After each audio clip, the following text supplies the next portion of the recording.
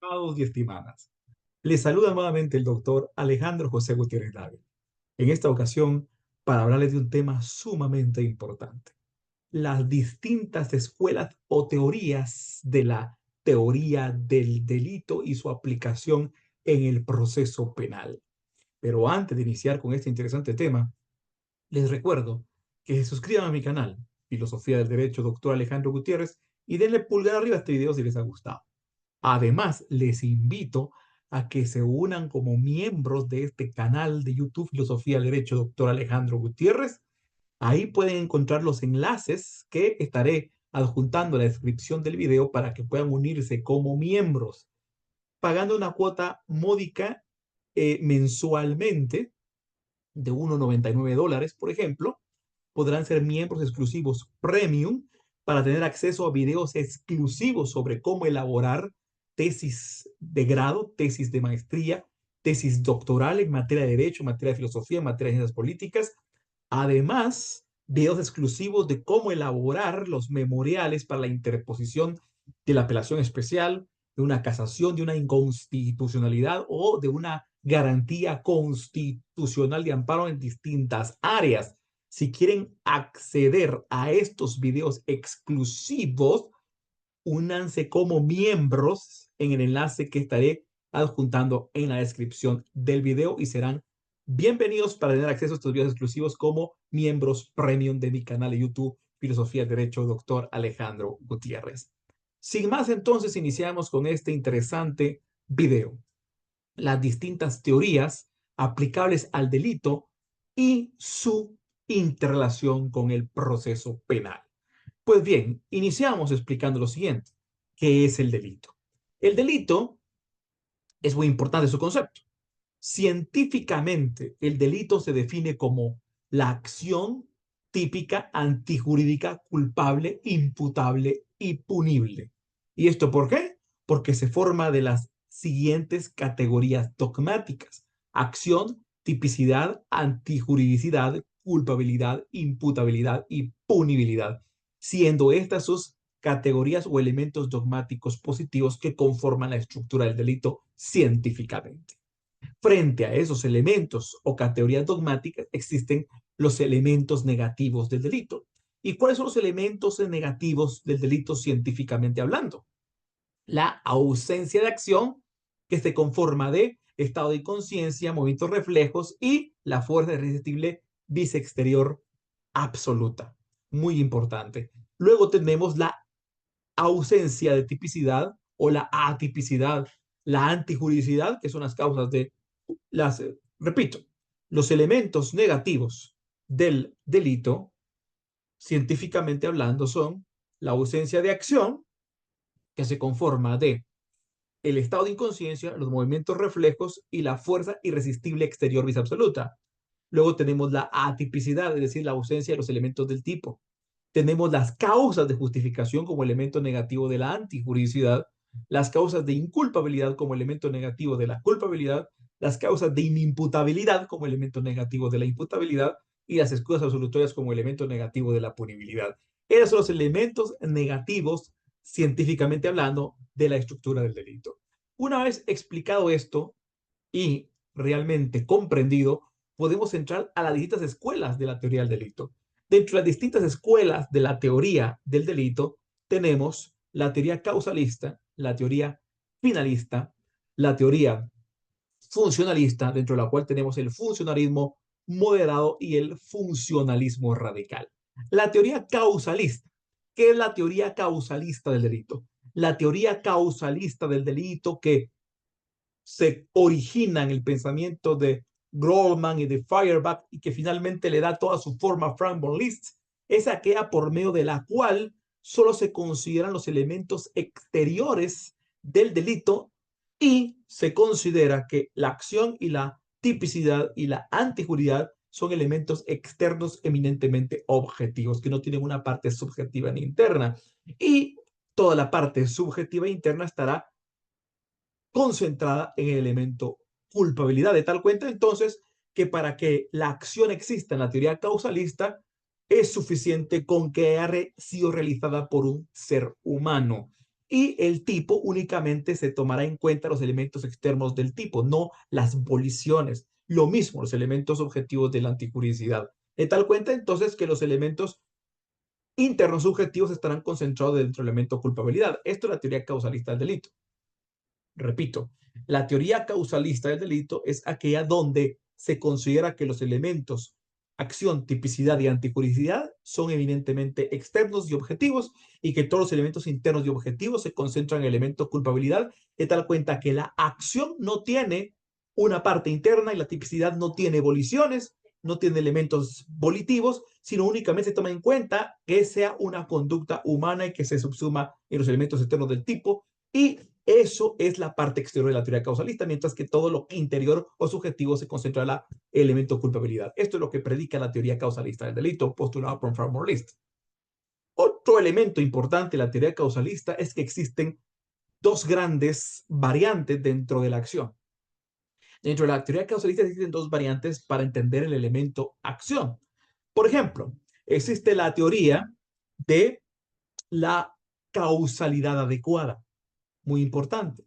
Y aparte existe la teoría de la causa, causa est causa causati.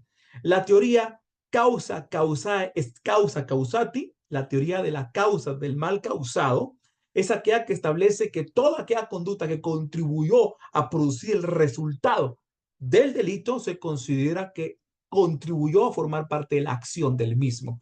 Eso es lo que nos dice. Por ejemplo, tenemos este ejemplo. Una persona que le disparó a otro en un restaurante debido a que A vino, entró a tomarse unos tragos en una cantina, dejó su arma sobre el mostrador, vino B, tomó el arma del mostrador y le disparó a C. Entonces, ¿quiénes contribuyeron? La persona que obviamente tomó el arma le disparó, pero también quien dejó el arma ahí. Pero de acuerdo a la teoría, todo aquel que contribuyó en una mínima eh, intervención sería parte contribuyente o tendría parte en la responsabilidad de la acción de este delito. Esta es la teoría de la causa causatis mal, la causa causae et causa causati, la teoría de la causa del mal causado. Pero luego viene la teoría de la causalidad adecuada, que es la teoría de la causalidad adecuada. La teoría de la causalidad adecuada establece que solamente es responsable dentro de la acción aquella persona que cometió la conducta normalmente idónea para producir el resultado. ¿Y a qué se refieren con la conducta normalmente idónea para producir el resultado? La conducta normalmente idónea para producir el resultado es aquella que, eliminando las concausas, se considera que fue la que produjo el resultado. Muy importante, repito, en la teoría de la causalidad adecuada, se considera que la persona únicamente responsable de la acción es aquella que con su conducta contribuyó idóneamente para producir el resultado. ¿Y cómo se sabe que idóneamente contribuyó para producir el resultado? Hacer un análisis si fue la conducta de la persona o fueron las concausas las que produjo el resultado, porque si fue una concausa persistente, concomitante o superviniente la que produjo el resultado, entonces no hay una acción normalmente idónea. Muy importante. Pero si eliminando las concausas, la acción, el comportamiento de la persona, la normalmente idónea para producir el resultado, tenemos entonces que esa es la acción atribuible para determinar la responsabilidad de la persona. Ejemplo. Yo siempre pongo este ejemplo para determinar la teoría de la causalidad adecuada. Una persona viene y riñe con otra en una cafetería, por ejemplo. Viene A y le dispara a B y lo hiere.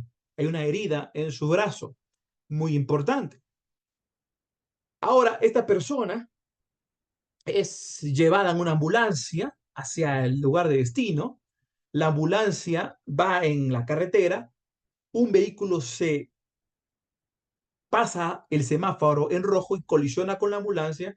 La ambulancia se descompone, tienen que llamar a otra ambulancia para hacer el transbordo, se pierde tiempo, empieza a desangrarse la persona herida, llega a la emergencia del hospital, la persona está desangrándose y luego es atendida por los médicos de la emergencia, los médicos de la emergencia que lo atienden empiezan a intervenirlo quirúrgicamente de emergencia. Sin embargo, por estar viendo un partido importante de fútbol o de béisbol, lo que sea, están desconcentrados y se les olvida esterilizar integralmente los bisturís y otro instrumental quirúrgico.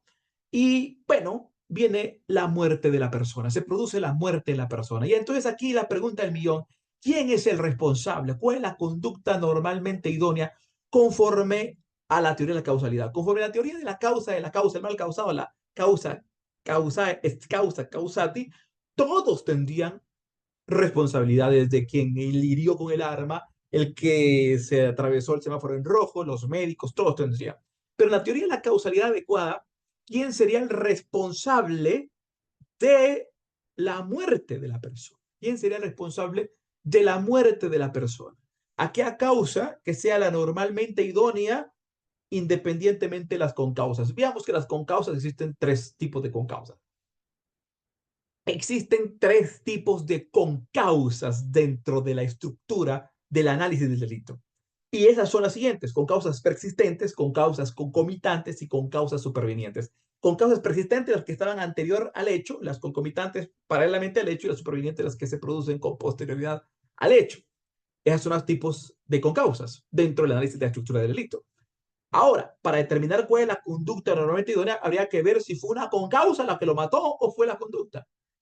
Vamos a ver, la persona lo hirió, pero esa herida realmente fue la que lo mató, o puede ser la colisión que sufre la ambulancia con un vehículo que hizo que perdiera una cantidad de sangre que incidió en el resultado de la muerte de la persona. Ahí tenemos entonces una concausa concomitante, paralela, pero podría ser que el desangrado haya sido por una causa preexistente a la herida. Por ejemplo, una condición hemofílica, una condición diabética y una con causa persistente, que la persona que lo hiere sin la intención de matarlo, quizás en una mano o rozándole en un brazo, no tiene la intención de matarlo, solo de herirlo o de lesionarlo, y hay una con causa persistente que probablemente fue la que produce la muerte, o fue la con causa concomitante la que produce la muerte, o fue la con causa superviniente, es decir, la falta de esterilización de los instrumentos quirúrgicos, la que produce la muerte. Entonces, ¿cuál fue la causa, la concausa? Puede ser la concausa concomitante, la persistente o la superviniente, la que produce la muerte.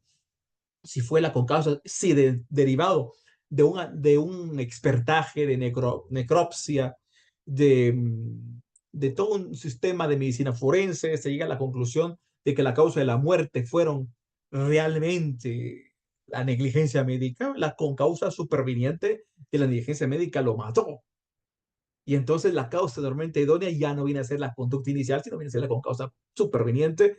Y la conducta inicial ya no sería realmente, podría ser una tentativa de homicidio o podría ser eh, responsabilidad por lesiones, pero ya no por homicidio, porque la conducta idónea viene a ser la concausa superveniente de la negligencia médica. Si fue por el desangrado debido al retardo en el transbordo de la ambulancia por el vehículo que colisiona con la ambulancia, la responsabilidad va a recaer en la concausa concomitante. Y si fue la condición hemofílica persistente la que le produce la muerte, entonces sería una concausa persistente. Y entonces aquí tenemos que la conducta normalmente idónea va a ser aquella que, eliminando las concausas, habría que analizar si fue la concausa persistente, si fue la concausa concomitante, si fue la concausa superveniente la que le produce la muerte. Si no fue ninguna de las concausas, entonces la actividad, la acción directa es la normalmente idónea para producir la muerte. Muy importante. Esa es la teoría de la causalidad adecuada. Esto es importante entenderlo.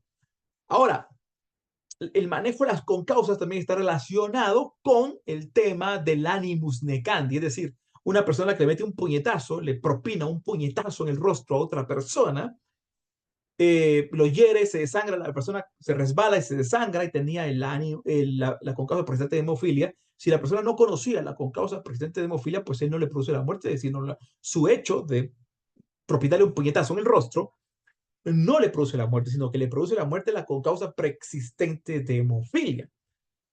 Entonces, eh, esto es muy importante.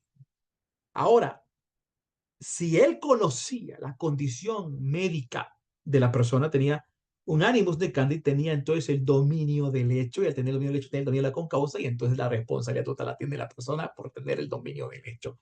Y aquí tenemos la teoría de la teoría causalista, muy importante. La teoría causalista no importa mucho la parte subjetiva y las colisiones, sino toda la situación externa.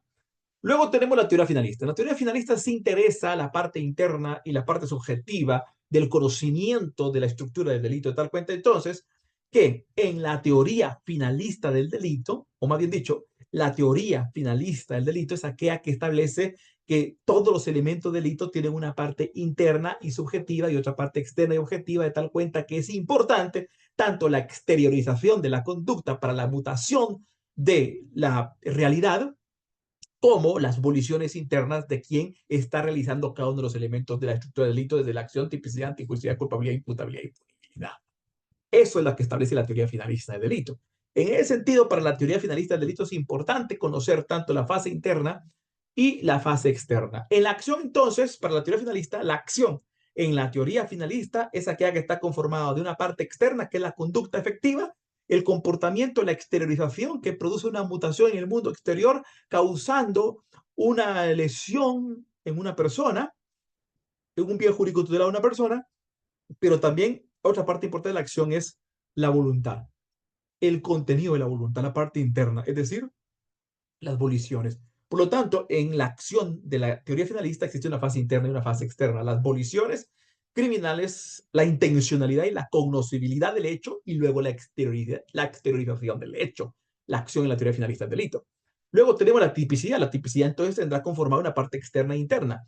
El tipo penal en la teoría finalista del delito se conforma de tipo objetivo y tipo subjetivo.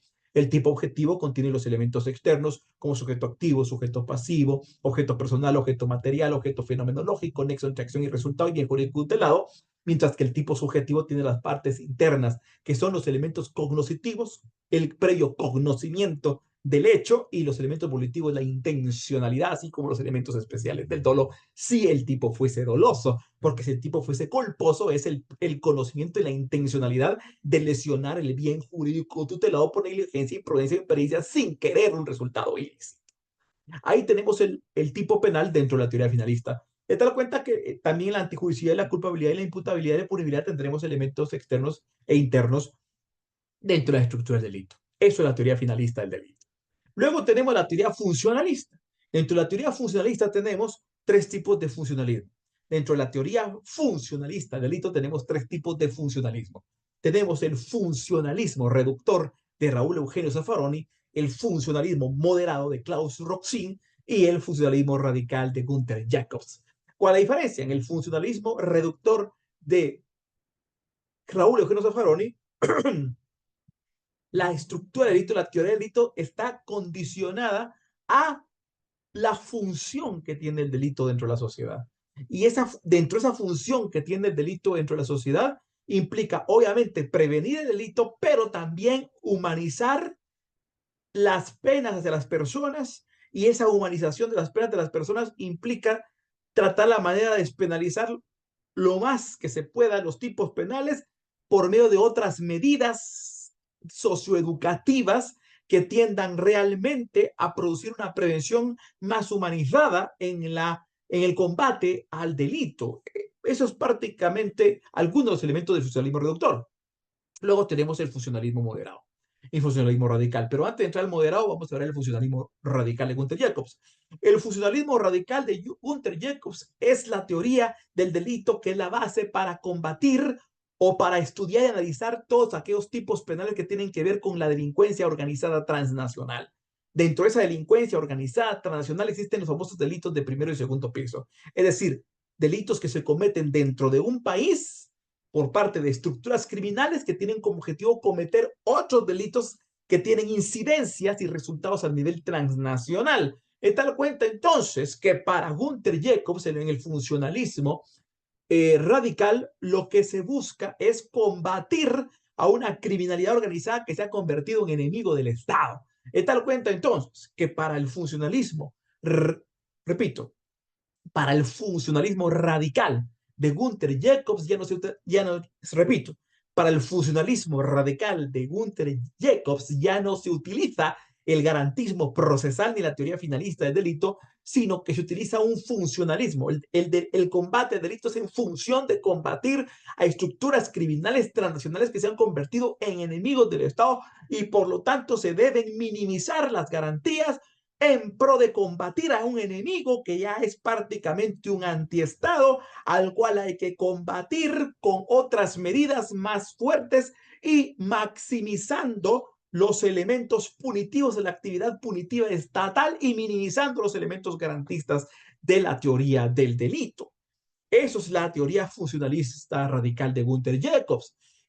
¿Cuáles son algunos de los aspectos fundamentales de la teoría funcionalista radical de Gunther Jacobs? Algunos de los elementos fundamentales es la famosa teoría de la criminalización en el estadio previo a la lesión del bien jurídico tutelado. A diferencia de lo que sucede en la teoría finalista del delito, en donde lo que se busca es sancionar a una persona cuando ya se ha determinado que ya se ha cometido una acción típica antigüedad culpable, imputable y punible y que se ha producido el resultado dañoso sobre un bien jurídico tutelado, en la teoría funcionalista radical de Gunther Jacobs, mediante la teoría de la criminalización en el estadio previo a la lesión del bien jurídico tutelado, se criminaliza la conspiración, la preparación para cometer el hecho dañoso. Repito, en el funcionalismo radical de Gunther Jacobs, mediante la teoría de la criminalización en el estadio previo a la lesión del bien jurídico tutelado, lo que se busca es sancionar, criminalizar la intención, la preparación, la conspiración, la asociación para la preparación para cometer en un futuro un hecho dañoso. De tal cuenta entonces que aparecen esos tipos penales de primer piso de preparación como la conspiración y la asociación ilícita para cometer otros tipos penales de segundo piso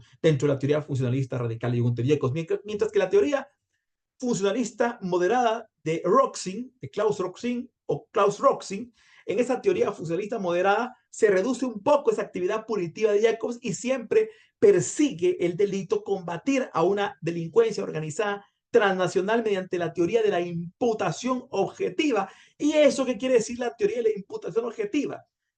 Repito, dentro del funcionalismo moderado de Klaus Roxin o Klaus Roxin, a través de la teoría de la imputación objetiva, se sustituye la teoría del dominio del hecho de la teoría finalista por la teoría del dominio del riesgo. Y no es suficiente con que la persona tenga el dominio del hecho, sino que tenga el dominio del riesgo mediante la teoría de la autoría inmediata. Es decir, que exista toda una estructura criminal jerárquica y verticalizada en donde una persona tenga el dominio de los riesgos sobre otro tipo de personas que conforman una estructura que tienen los dominios de los hechos sobre distintos tipos penales, sobre distintos hechos, y la persona que tiene el dominio del riesgo tiene la responsabilidad como autor mediato, indirecto, sobre las autorías inmediatas y directas de quienes tienen los dominios del hecho. Eso es la teoría de la autoría inmediata, la teoría del dominio del riesgo dentro de la teoría de la imputación objetiva del funcionalismo moderado de Klaus Roxin o Klaus Roxin.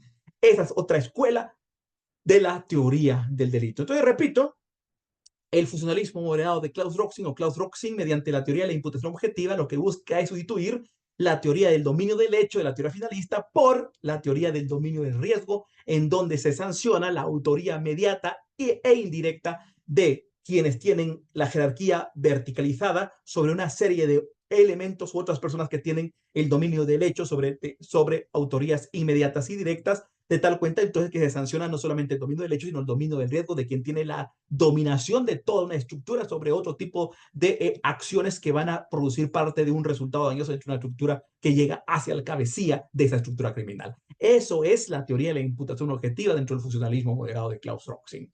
Hasta ahí hemos analizado y tratado de resumir y sintetizar las principales escuelas de la teoría de delito y su aplicación al proceso penal. Si les ha gustado este video, les recuerdo que se suscriban a mi canal, Filosofía del Derecho, Dr. Alejandro Gutiérrez, y denle pulgar arriba a este video si les ha gustado para seguir recibiendo notificaciones relacionadas con este contenido y otros temas de derecho penal, derecho procesal penal, derecho constitucional, filosofía del derecho, etcétera. Así que ha sido un gusto compartirles. Saludos a todas y a todos.